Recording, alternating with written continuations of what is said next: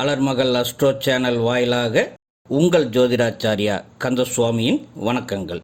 இன்று நாம் பார்க்க போவது அனைத்து ராசிகளுக்கும் 2025 இறுதியில் நிகழக்கூடிய கிரகநிலை மாற்றங்களை வைத்து கணித்த பலன்களாகும். இந்த டிசம்பர் மாதத்தில் முதல் தேதியில் மேசம், ரிஷபம், மிதுனம் மூன்றிலும் எந்த கிரகமும் இல்லை. கடகத்தில் குரு வக்கிரமான நிலையிலிருந்து 5ஆம் தேதி இரவு அதே வக்கிர நிலையில் மிதுனத்திற்கு புகுந்திருக்கும்.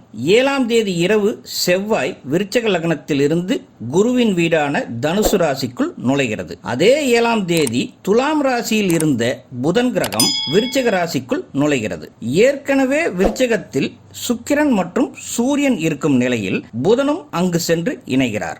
7ஆம் தேதியிலிருந்து குருவின் நேரடி பார்வை தனுசு ராசியில் விழும் என்பதால் அங்கு உள்ள செவ்வாயும் சுபத்துவமாகும். அடுத்து 16ஆம் தேதி சூரியன் தனுசு ராசிக்குள் நுழையும். 20ஆம் தேதியோ சுக்கிரன் விருச்சகத்தில் இருந்து தனுசுக்குள் நுழைகிறார். புதன் கிரகமோ மாத கடைசியில் விருச்சகத்துக்குள் வருவார். குருவின் பார்வையால் இயற்கை பாவிகளாக இருக்கக்கூடிய செவ்வாய் மற்றும் சூரியன் இரண்டும் சுபத்துவமாகும். அதே போல புதன் மாத இறுதியில் இருந்து வலிமை பெறும். சுக்கிரன் பொதுவாக குருவுக்கு எதிரி என்றாலும் தனுசு ராசியில் அது நட்பு கிரகம் என்பதால் பெரிய பாதிப்புகள் எதுவும் தராது. இந்த நிலையில் சனி கிரகம் மீனத்தில் குருவின் நட்சத்திரத்தில் டிராவல் பண்ணிட்டு இருக்கும். ராகு கேது கிரகங்கள் கும்பத்திலும் சிம்மத்திலும் அதோட பகைமை வேலையை செவ்வனே செய்தவாறு இருக்கும். இப்படி இருக்கும் பட்சத்தில் மேசராசி அன்பர்களுக்கு ராசிநாதன் செவ்வாய் புண்ணிய ஸ்தானமான 9ஆம் வீட்டில் குரு பார்வையுடன் இருப்பார். அதோட சூரியன், சுக்கிரன் இந்த 2 கிரகங்கள் அடுத்தடுத்து சுபத்துவம் ஆவதால வேலைக்கு போவர்களாக இருக்கட்டும் அல்லது தொழில் செய்பவர்களாக இருக்கட்டும், சனியோட 7.5 சனியின் தாக்கம் இருந்தாலுமே போராட்டத்துடன் ஒரு முன்னேற்றம் காண்பார்கள். மேசராசிக்காரர்களுக்கு இதுவரை தூரத்தில் தெரிந்த கலங்கரை விளக்கு பக்கத்தில் வந்தது போல உணர்வார்கள். விரைவில் கரையேறி விடலாம் என்ற நம்பிக்கை மலர ஆரம்பிக்கும் என்றே சொல்லலாம். குடும்பத்தில் இளைஞர்களுக்கு திருமண பேச்சு எடுக்க ஏதுவான காலம் ஆரம்பித்து விட்டது என்றே சொல்லலாம். தாம்பத்தியத்தில் இருந்து வந்த சண்டை சச்சரவுகள் முடிவுக்கு வர இது ஒரு ஸ்டார்டிங் பாயிண்டாக இருக்கும். மாணவர்களுக்கும் 8ஆம் தேதிக்கு பிறகு ஒரு நம்பிக்கை பிறக்கும். படிப்பில் கான்சன்ட்ரேஷன் அதிகமாக ஆகி நல்லா படிக்க ஆரம்பிச்சிடுவாங்க. எதிர்பார்த்த நல்ல செய்திகளும் தேடி வரும். காதலிப்பவர்களுக்கு மேசராசிக்கு 8ஆம் வீட்டில் இருந்த சுக்கிரன் 9ஆம் வீட்டில் பெயர்ச்சி என்பதால் மனசுக்குள்ள பட்டாம்பூச்சி பறக்க ஆரம்பிக்கும். சண்டை போட்டு பிளாக்ல இருந்த உறவுகள் மனம் மாறி சேரக்கூடிய காலகட்டம் இது. சிலருக்கு புதுசாக கூட காதல் மலர ஆரம்பிக்கும் என்றே சொல்லலாம். வயது முதிர்ந்தவர்களான சீனியர் சிட்டிசன்களுக்கு ஆரோக்கியத்தில் ஒரு முன்னேற்றம் ஏற்படும் மாதம் இது. தொழில் செய்யும் மேசராசி அன்பர்களுக்கு சற்று வளர்ச்சி தென்பட்டாலும் தை மாதம் பிறக்கும் வரை அகலக்கால் வைக்காமல் இருந்தால் அது நல்லதாகும். அடுத்து ரிஷபராசி அன்பர்களுக்கு 8ஆம் தேதி முதல் 20ஆம் தேதி வரையில் ராசிக்கு 7ஆம் வீடான விருச்சகத்தில் சுக்கிரன் நட்பாக அமர்ந்திருக்கும். அதனால் டிசம்பர் மாதம் 20ஆம் தேதி வரை, அதாவது மார்கழி மாதம் 5ஆம் தேதி வரையில் ஓரளவு முன்னேற்றத்தை பார்த்து கொண்டு இருந்த ரிஷபராசி அன்பர்கள் அதன் பிறகு மிகுந்த கவனத்துடன் இருத்தல் நல்லது. சுக்கிரன் 8ஆம் வீடான தனுசு ராசிக்குள் 20ஆம் தேதியில் நுழைந்த பிறகு குரு பார்வை பட்டாலும் சுக்கிரனுக்கு குரு பகை என்பதால் ராசிக்கு குரு 8ஆம் வீட்டுக்கு அதிபதி என்பதாலும் சுபத்துவமான விஷயங்களை எதிர்பார்க்க முடியாது. அதனால் வேலையில் இருப்பவர்கள் கொஞ்சம் கவனத்துடன் வேலை செய்வது நல்லது. பிரச்சனைகள் தேடி வரக்கூடிய வாய்ப்புகள் இருக்கு, கொஞ்சம் கவனமாகவே இருங்க. தொழில் செய்து கொண்டு இருப்பவர்கள் கூட 20ஆம் தேதியிலிருந்து தை மாதம் பிறக்கும் வரை புதிய முதலீடுகளில் அதிக கவனத்துடன் செயல்படுவது நல்லது. வெளியூர் பயணங்களிலும் பாதிப்புகள் வரலாம் அல்லது தேவையற்ற செலவுகள் தேடி வரலாம். ரொம்ப கவனமாக இருப்பது நல்லது. லக்ன அதிபதியான சுக்கிரனும் 7ஆம் வீட்டுக்கு அதிபதி செவ்வாயும் இரண்டும் 8ஆம் வீட்டில் நுழைவதால் திருமண பந்தத்தில் முரண்பாடுகள், கணவன் மனைவி மனநிலையில் நிம்மதியற்ற நிலை, கோபத்தினால் சண்டைகள், மனக்கசப்புகள் அதிகமாகலாம். 9ஆம் தேதியிலிருந்தே கவனமாக இருத்தல் நல்லது. குடும்பம் என்று பார்த்தால் திருமண பந்தத்தை தாண்டி மற்ற குடும்ப உறுப்பினர்களால் டிசம்பர் மாத இறுதி வரையில் பாதிப்புகள் இல்லை. அதுக்கப்புறமா 2ஆம் வீட்டுக்கு அதிபதி, அதாவது குடும்பத்திற்கு முக்கியமான கிரகம் புதன் 8ஆம் வீட்டிற்கு மாறும் பட்சத்தில் ரொம்ப கவனம் தேவை. குடும்பம் அதில் உள்ள உறவுகளான தாய் தந்தை கூட பிறந்தவங்க மூலமாக மன உளைச்சல் ஏற்படும் வகையில் ஏதாவது கெட்ட விஷயங்கள் ஏற்படலாம். அதுவே ரிஷபராசி மாணவர்களாக இருந்தால் படிக்க ஒதுக்கும் நேரத்தில் ஏதாவது தடைகள் வந்து உங்களது படிப்பில் கவனத்தை சிதறடிக்கும். கொஞ்சம் ஜாக்கிரதையாக இருங்க. என்னடா இப்படி பிரச்சனை மேல் பிரச்சனை தானா அப்படின்னு நினைக்காதீங்க. தை மாதத்துக்கு அப்புறம் அனைத்தும் சாதகமாக மாறக்கூடிய நிலை இருக்குது என்று சொல்லி, அடுத்து மிதுன ராசி அன்பர்களுக்கு ராசிநாதன் புதன் ராசிக்கு 6ஆம் வீடான விருச்சகத்தில் இருக்கும். புதன் கிரகம் செவ்வாயின் வீட்டில் இருப்பது பிரச்சனைக்குரிய அமைப்பாகும் என்பதால் டிசம்பர் 8ஆம் தேதிக்கு பிறகு வேலைக்கு செல்பவராக இருந்தால் மேலதிகாரிகளின் ஒர்க் ப்ரெஷருக்கு ஆளாகலாம். டென்ஷன் ஆகாமல் சாமர்த்தியமாக கையாண்டால் மட்டுமே சமாளிக்க முடியும். அதே போல் தொழில் வியாபாரம் செய்பவர்களுக்கும் அலைச்சல் கொஞ்சம் அதிகமாக இருக்கும். லாபம் கொஞ்சம் குறைவாகத்தான் இருக்கும். சில விநியோகஸ்தர்களிடம் விட்டு கொடுத்து போக வேண்டிய சூழ்நிலைகளும் வரலாம். வியாபாரத்தில் கவனத்துடன் பேசிக்கொள்வது நல்லது. குடும்பத்தில் உள்ளவர்களுடன் உறவுகளிலும் சில நேரத்தில் பிரச்சனைகள் வாக்குவாதங்கள் வர வாய்ப்பு இருக்கு. காரணம், மிதுன ராசிக்கு 6ஆம் வீடான விருச்சகத்தில் 3 சூரியன் மற்றும் 5 சுக்கிரன் கூடவே ராசி அதிபதி, அதாவது 3 கிரகமும் ஒன்றாக சிக்கிக்கொள்கிறது. ஆகவே குடும்ப உறுப்பினர்கள் சொந்த பந்தங்களுடன் பேசும்போது வார்த்தைகளில் கவனம் வேண்டும். திருமண பந்தத்திலும் சண்டைகள் வரலாம். விட்டு கொடுத்து போக ட்ரை பண்ணுங்க. மாணவர்களுக்கு படிப்பின் மீது ஆர்வமும் குறையலாம். தேவையற்ற விஷயங்களுக்கு முக்கியத்துவம் தருவதால் டிசம்பர் 8ஆம் தேதி முதல் ஜனவரி 16ஆம் தேதி வரையில் படிக்காம நாட்களை வேஸ்டாக்கி கொண்டே இருக்க வாய்ப்புள்ளது. பின்னால் வருத்தப்படுவீங்க. அதனால் கவனமாக இருங்க. சீனியர் சிட்டிசன்ஸ், வயதான மிதுன ராசி அன்பர்களுக்கு ஆரோக்கியத்திலும் கவனம் தேவை. இந்த கிளைமேட்டிக் கண்டிஷன் சேஞ்சஸ்னால் ஏற்கனவே இருக்கக்கூடிய பாதிப்புகள் கொஞ்சம் அதிகமாக ஒர்சன் ஆகலாம். இல்லைன்னா புதுசாக ஏதாவது ஹெல்த் இஷ்யூஸ் கூட வரலாம். கொஞ்சம் கவனமாக இருங்க உங்களுடைய உடம்பு விஷயத்தில்.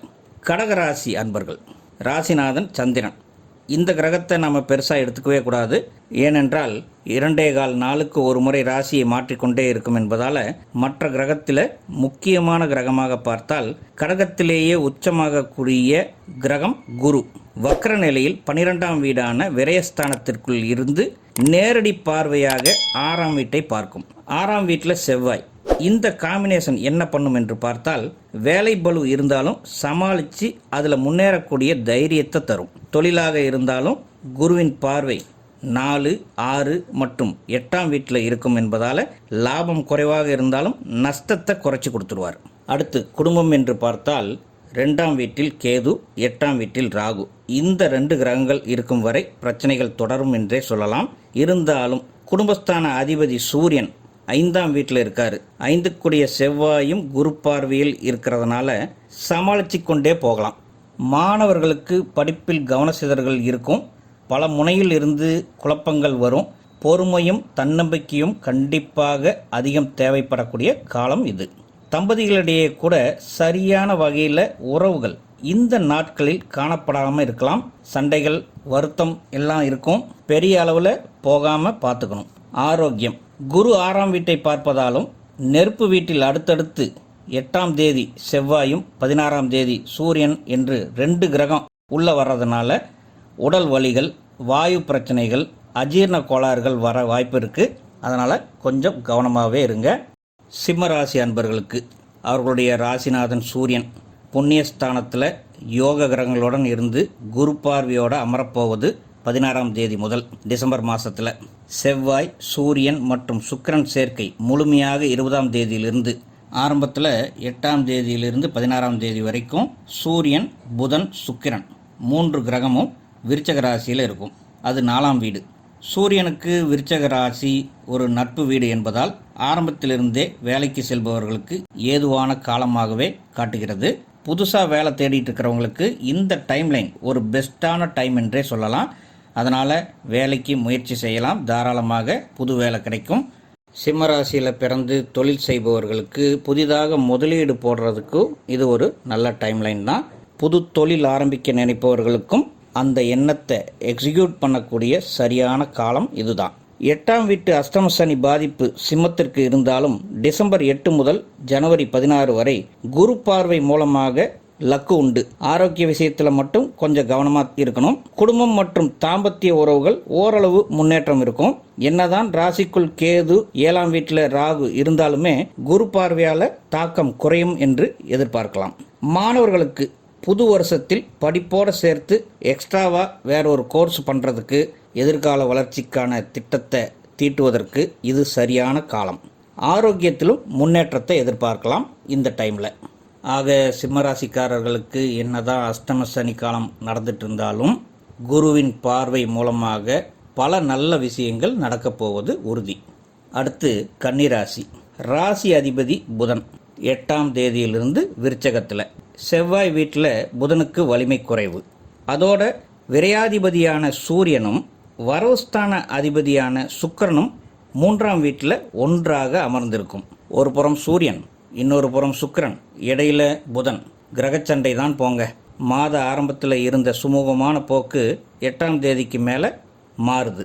வேலையில் டென்ஷன் இருக்கலாம், ஒர்க் ப்ரெஷர் அதிகமாகலாம், மேலதிகாரிகள் கொடுக்கக்கூடிய ப்ரெஷர் தாங்க முடியாமல் பயங்கர எரிச்சல் ஆகக்கூடிய அமைப்பும் வரலாம்.